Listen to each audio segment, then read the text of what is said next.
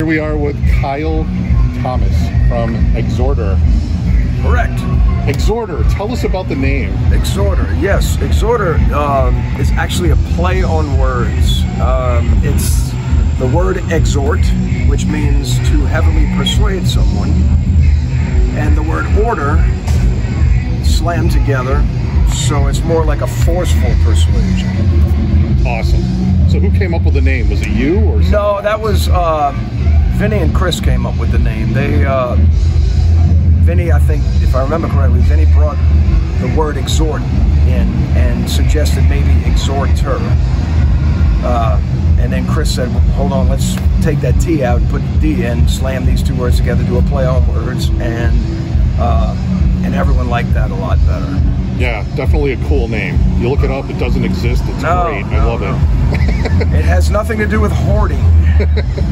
Love the band since the demo days. Thank you. Speaking of the demo days, were you called anything else prior to that? Yeah,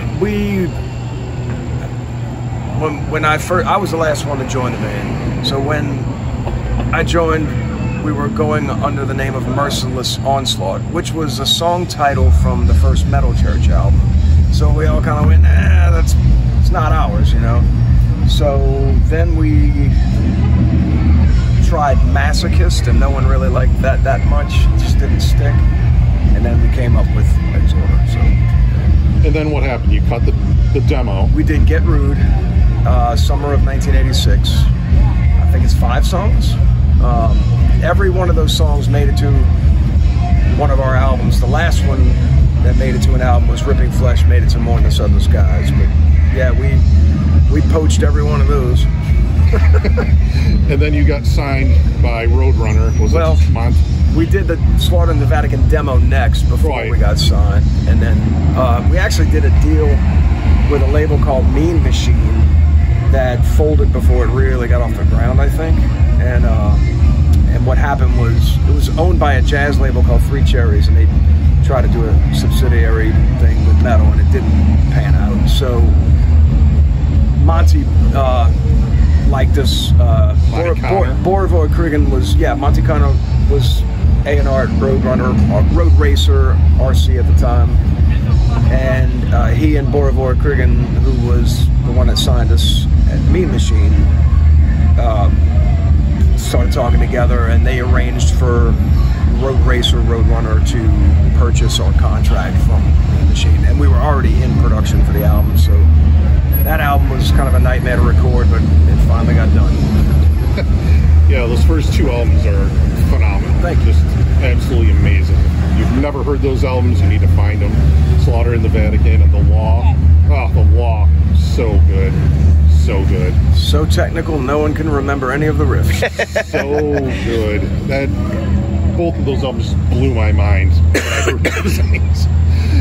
So then, fast forward, what happened to you after that? When you, did Exhorder break up? Oh man, we broke up once or twice before we. I can't even count the times we broke up. Was trouble after that? Or I did a band called Floodgate after the breakup in 92, 93 of Exhorder, and we put an album out on Roadrunner called Penalty. Great record. Thank you. Definitely different too, which is great. It's more of what I grew up in. Yeah. So a lot of people are like, oh, that's a strange departure. It's like, oh, actually, the departure for me was Exhorder. Yeah, right. Sure. You know, it was my development. There we go. There it is. Yes. And so yeah, when I was in Floodgate, I was invited to perform a show with Trouble. Subsequently invited to perform another show or two, and then they got back with there you go, we're working on a new album right now. Wonderful. True story. So yeah, Eric came back to the band, so I was out and I was fine because I'm a fan, you know. So it's just the way it worked out at the time, and plus I was at that time a new father. I kind of peeled away from doing rock and roll for a few years until I joined Alabama Thunder Pussy, and about a year and a half we hit it really, really hard, and then I just had to shut it down and raise my kids, you know. It's respectable. Yep. And then you came back with this. 2019, yes. And great album. Yeah, we decided to give it another go, and we've finally started at that album being completely happy within ourselves as to sonically how it was representing the band. We felt like we finally had a live representation of what our band was supposed to sound like from day one. So. And then this one, this is the new bastard child. which you're touring for right now. Yes, correct. With I Hate God. Yes. As we were standing outside the Bug Jar in Rochester, New York. So how many more shows do you have after this? After tonight, 3. We've got Grand Rapids, Michigan tomorrow, Madison, Wisconsin at the Blades of Steel Festival.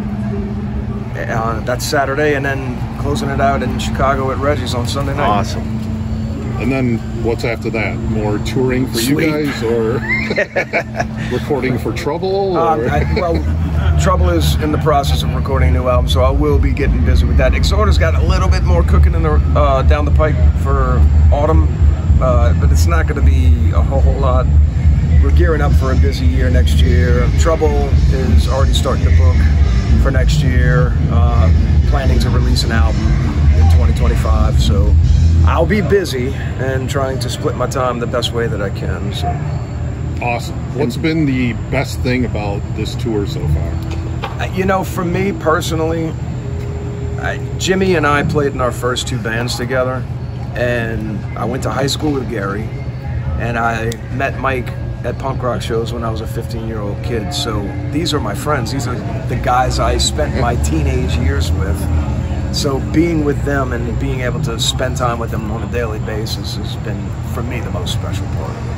But the shows are great. The audience is full of young kids, and that's a wonderful thing because... We noticed that when we couldn't get in, we were the oldest guys in line. It's true, man. There's been maybe 1 or 2 shows along this journey that wasn't just, you know, teenagers and 20-something-year-olds, but you know, they're the ones that are going to carry the torch into the future for us. So if it's all old folks, that's great, but it's going to die. Yeah, you got to pass it on to the new generation. Absolutely, man. It's a good sign because for the longest time, rock was dying with the younger generation, and it's strong right now. You ought to see it in Europe. It's crazy. Yeah.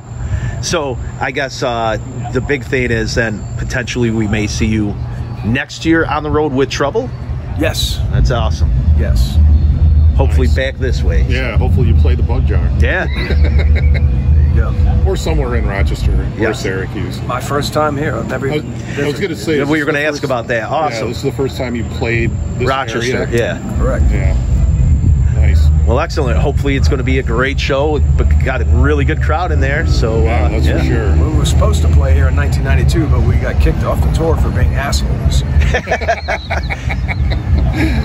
Nice. All right, I know you got a lot to do, so this was going to be a short one, and thank you for your time. Yeah, and, thank you. I can't wait till we get to see you. Yeah. Yeah. Thank you. Hope y'all enjoy the show. Thank you. Absolutely.